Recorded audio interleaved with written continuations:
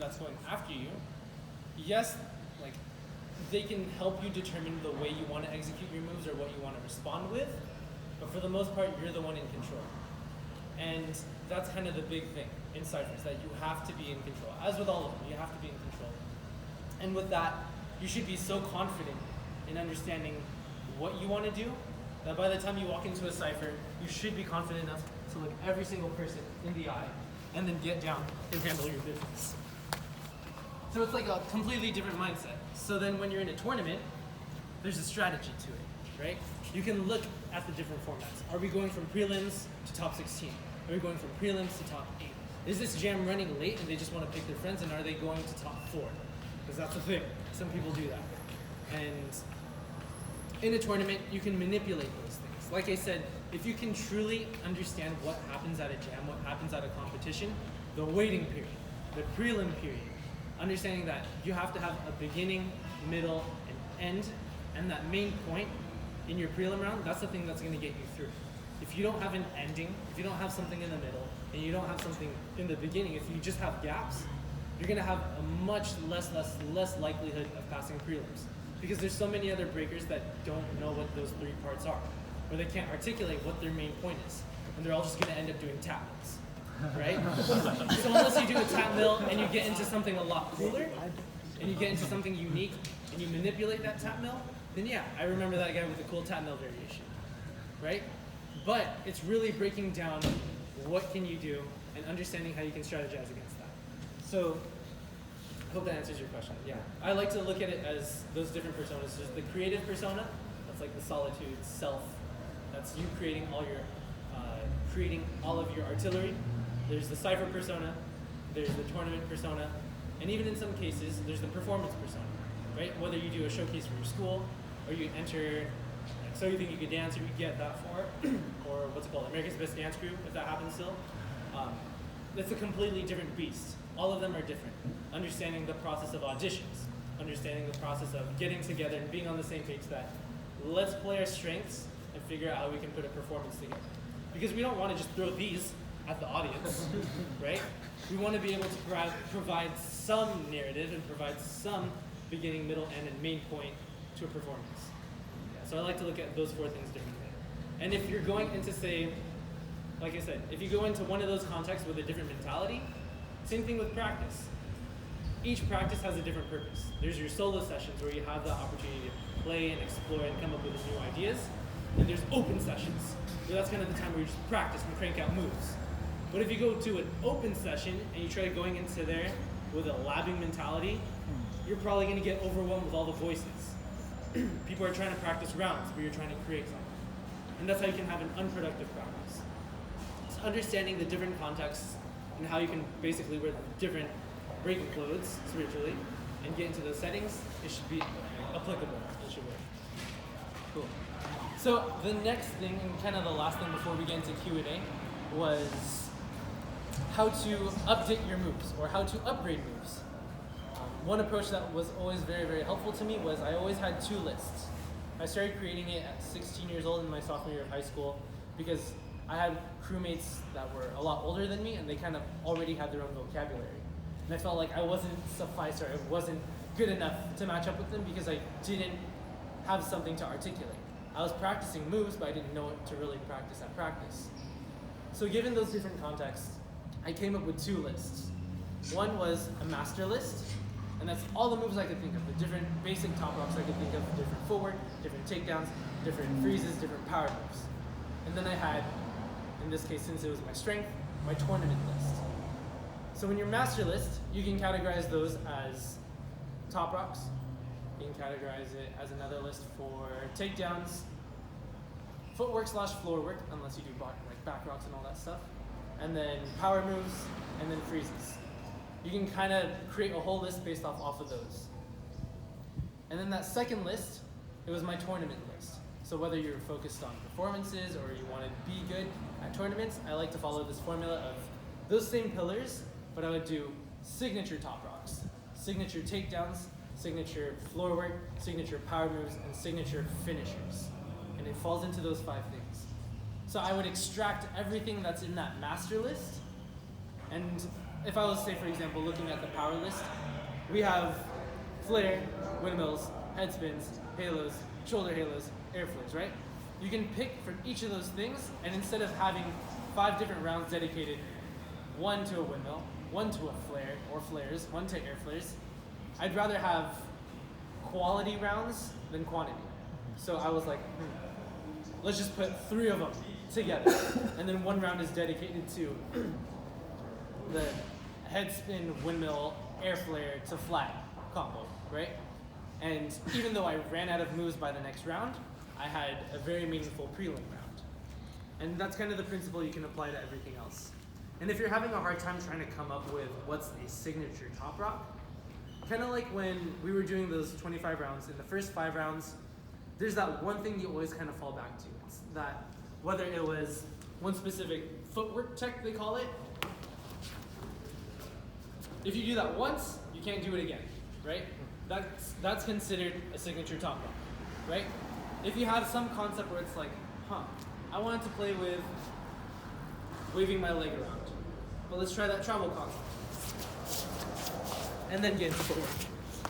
I would categorize that as a signature top rock. If I do that once, I can't do it in the next round, right? And then you just build and build and build and build onto that list. And then same thing for footwork. All those footwork patterns, if you have a sequence of moves, it might remind you of some specific day. Like this is that footwork pattern you made on the holidays, and you have your holiday pattern. You can put that in your artillery. Anything that comes from that, then of course you can't do that in the next round. And it's the same principle for everything else. Do you have any questions on updating? Yeah. What are some tips you can give about control, especially like going into ciphers and they're small, and you're used to using moves that take up all space? Going back into the lab and trying to create variations that fit in a cipher. Because if you're going into a cipher and you're not prepared for it and all you have are big moves, then you're just going to feel flustered.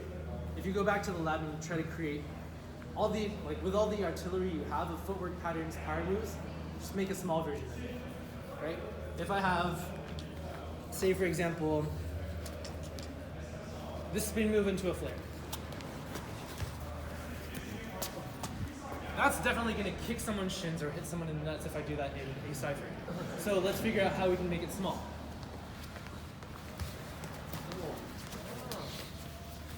It still fits the context, right? To figure out how to minimize everything. If I was in a tournament, maybe I'm not going to do that. Instead, I'll just go, right? So it's figuring out how you can fit each move into different contexts. Any other questions on that? Okay. But I think you guys get the gist of it, of those 2 concepts, whether that's Lapsy, trying to create a consistent method of improving and coming up with new moves. I like to use those 2 lists, my master list of everything, and I like to create the tournament lists. And I'm excited to see any variation that you make and upgrades to it, because please share it with me. Did you have a question? Yeah. So you are surrounded by a lot of people in the racing community that are also very influential in the choreography community, who have managed to not lose their essence of breaking and not kind of, I don't want to say sell out because that's not what people do, but just not betray their base of being a breaker to enter that world. How do you, from your perspective of being close to them and seeing them in moments that obviously the rest of us don't see, how have they managed to kind of maintain that essence? Yeah. They just love it. They, like those people that still maintain the essence of breaking, still maintain that foundation, it's because they're all journey driven rather than results driven. A lot of those people that have that high success and they compete and perform at high levels, a lot of their mentality is, I'm here for the journey. And it clearly shows that it's like, they're not results driven. Because if they were results driven, they'd grow stale. Their moves would look the same. And sometimes when you compete and perform at that high level, it is sometimes taunting. Sometimes they'll try to fish you in of like, you've made it. But a lot of the people that still keep going, they still keep going because they love breaking. Yeah. Cool. I think this is the last portion of the class where, yeah? Oh, sorry. Does that answer your question? Yeah. Okay. Cool. where we can just focus on Q&A. So anything, whether that's the artistic stuff, whether that's the content we worked on, let's just hop on that for like 5 to 10 minutes, and I think we can close out. Yeah? Yes. Just to add on from personal experience of learning from Nico, the idea of the list in general, if there's something that you guys take away, like today, that you want to start applying now, is literally to make a list and like put that on your phone, on your notes app. Simple as that. Because, I mean, just think about, like, raise your hand if you remember what you had for breakfast yesterday. Okay, we have like 30% of people, right? Yeah. Just imagine that. That was yesterday, right? Imagine having to memorize what you had for breakfast like for the last like 5 years, you know? Like you're not gonna remember. So I have made a lot of stuff in my last like 8 years of breaking, but literally before I made a list, I don't remember any of it. I started implementing the list on my phone like maybe 2 months ago or a month ago, like writing down a master list, writing down all the moves I know basically, and then making sure that I name my custom moves. That will actually keep it in a bank and you don't have to worry about memorizing anymore. So that is like one of the simplest, easiest things you can do to start building your content. Just make a list. Yeah, good. so that's all I got. Yeah, thank you. Do you have any first questions for the Q&A portion? So when you're writing your moves down on a list and they don't have like a specific name, do you just like try to write it out and describe it as much as possible, or is it like how do you? Yeah, for me, I have a mix of both. Sometimes if it's like a tangible combo that I can think of, like chair track, elbow track, one-handed air blade, blah, blah, blah, then of course I'm gonna list that. But if it's something that reminds me of the day I was at Starbucks, then I'll put down like the Starbucks combo, the holiday combo. Yeah. What about if you just record it and save it in your phone? Exactly, then you have that reference. Yeah, however you operate. A good way of remembering it, just make sure you list it down. I don't know if the Android phones have this, but on the Notes app on the iPhone, you can literally just upload your video to the notes. And it's really helpful, yeah. So That's pretty cool.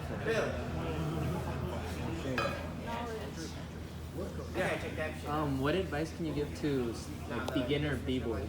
Like, what's the best thing they can do to grow really fast and like learn a lot of moves? Yeah. Right away, I just say this is probably one of the sickest times to be in breaking. Not this specific time, but being a beginner. If you're in your first 2 years, if I can go back and just go back to learning every single move one at a time, and even when I was excited trying to learn other moves at the same time, that's probably just the most fulfilling part. Because you get to learn how you learn.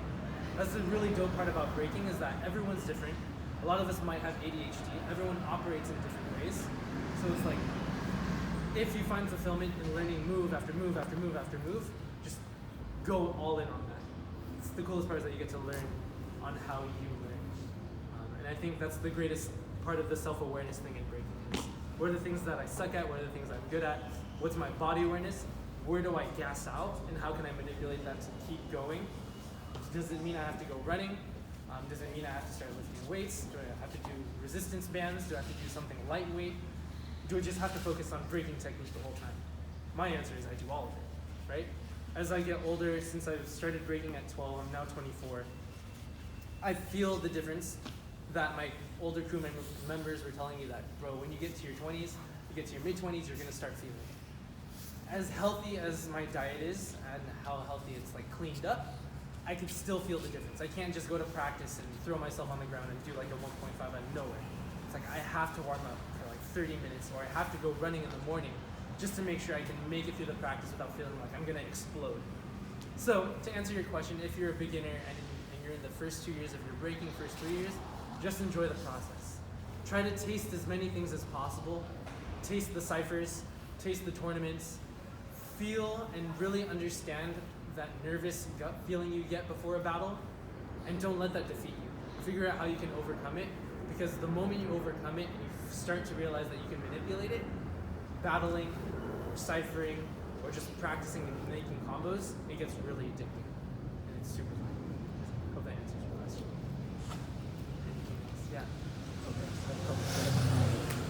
So what inspired you to start breaking? Like what made you want to start breaking? Yeah. Kind of in the origin story, back in 2000, when I was 9 years old, I had a cousin that was already into hip hop, so by the time I already knew it, he already exposed me to turntables. He let me play with them, just dabble back and forth. I had cousins that were a part of like You Got Served generation, so all the b-boys that were on there at family parties, they were either doing handstands or they were trying to do 90s, or we were watching martial arts movies, just like trying to flip around, and just that dynamic of the essence of that, it just attracted me. And then it wasn't until I was 12 years old, still having that foundation, that exposure to breaking, when I went through a lot of like life adversity. My mom passed away, my grandpa passed away. Life just started transitioning in different directions. Then in a time when I needed validation and affirmation, I needed attention because I didn't have those figures in my life anymore. I moved to a new school. There was some kid that I befriended and we started talking about breaking. And I was like, whoa, I know how to break. Like my cousins, like we were learning together. I tried doing a flare and they got that attention. And that attention felt good. And then for the first like 3 to 6 months I was breaking, it was just based off trying to get attention and trying to get affirmed and validated by everyone. But then eventually,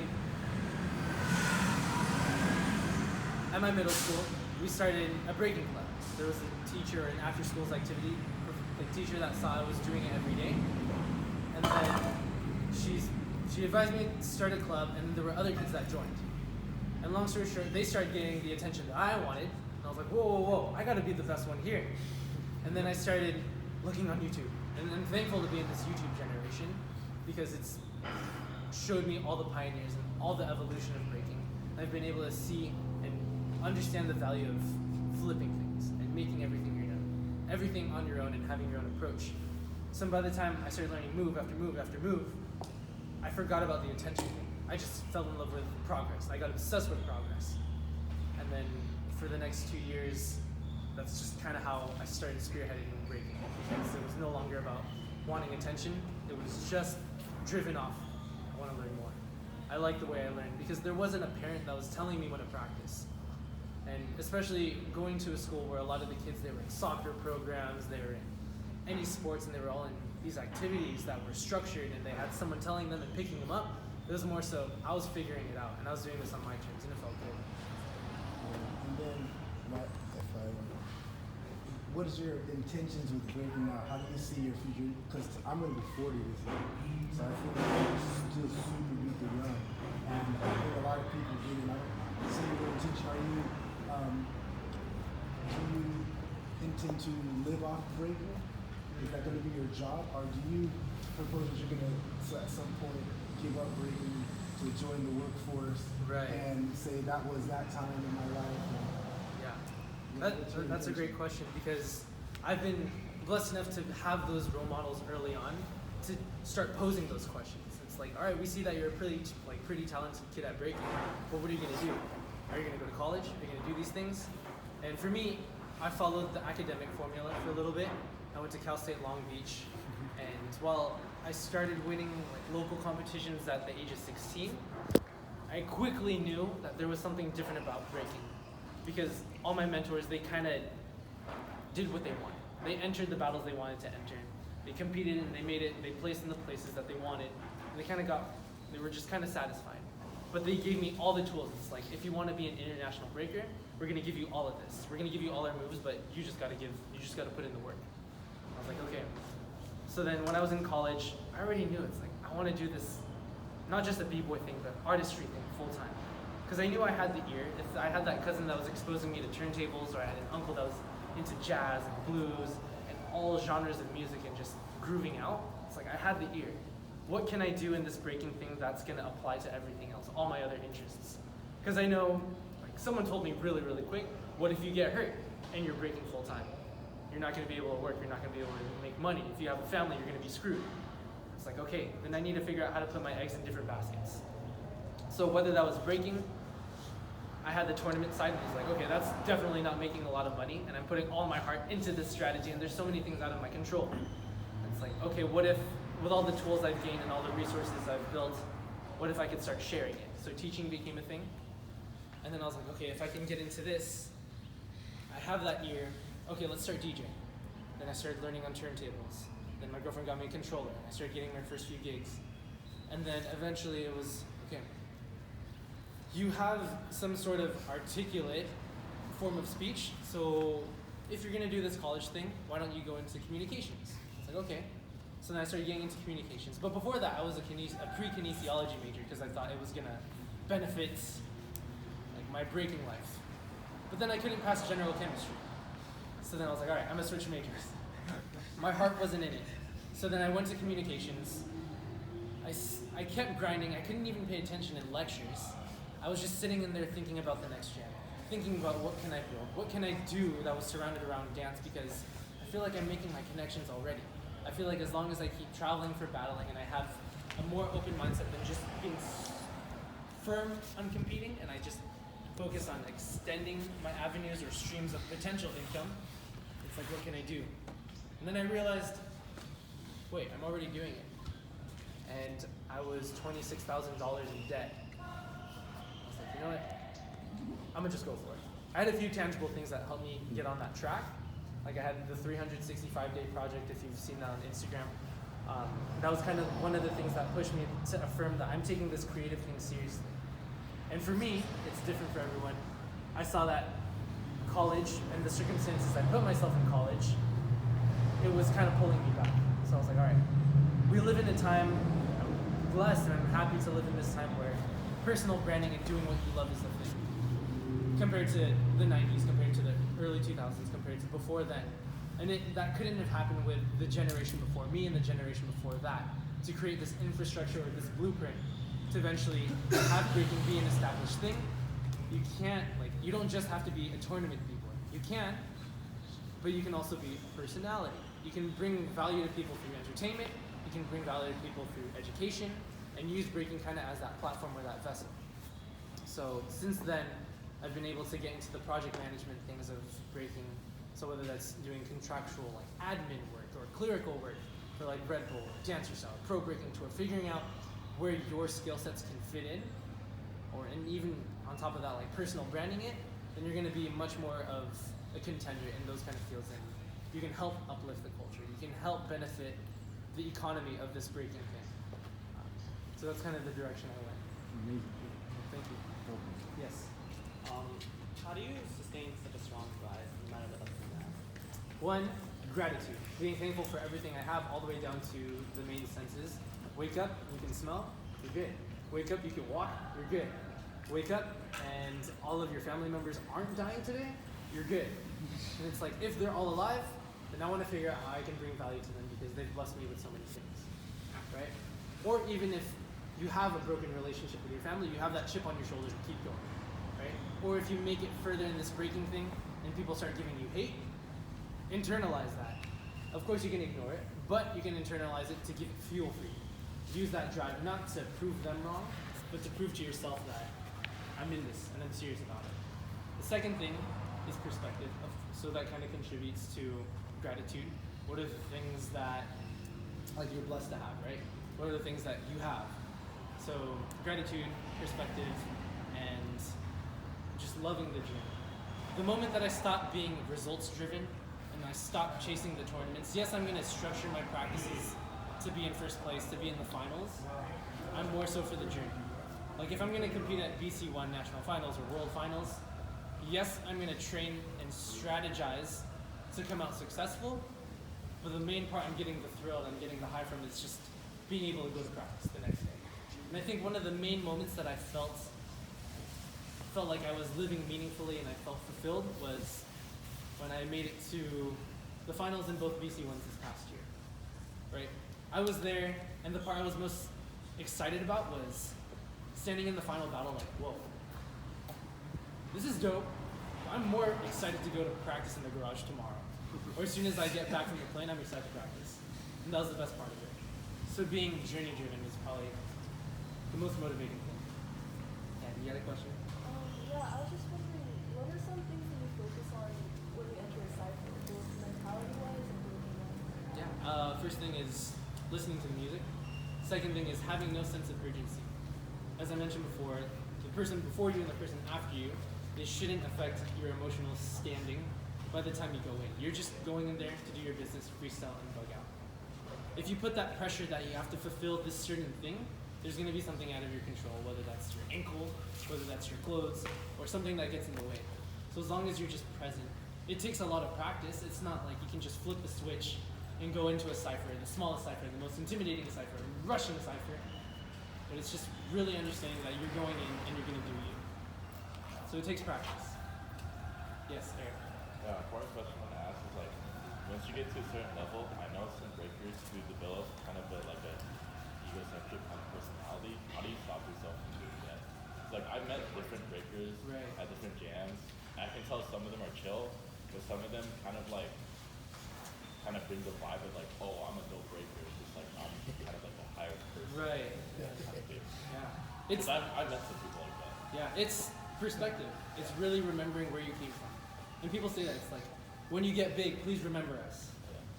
And it's a real thing. Remember where you came from. As long as you have that drive of being thankful for what you have, being day by day present, and really understanding that you're journey driven instead of results driven, then that shouldn't be a problem.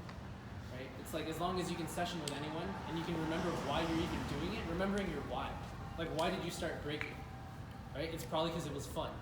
Or it's because it brought you together with friends. Even if you win X, it's like, remember the why. Because if you just forget about it, then one, your ego's going to build up. Two, you're going to break relationships and burn bridges. Three, it's like, you're probably going to start dancing and it won't be meaningful anymore. Yeah, so just remembering the why is probably the most important thing. All right, last question. Who do you want to battle most? No one. You want to battle? No. I just want to battle myself. Yeah, I have one question. So, how you kind of touched on it, like, during your workshop, like, I guess some tips and advice for like teaching people breaking, like different ways to teach them and the different kind of students, I guess. Right. Like they're naughty or bad, you know.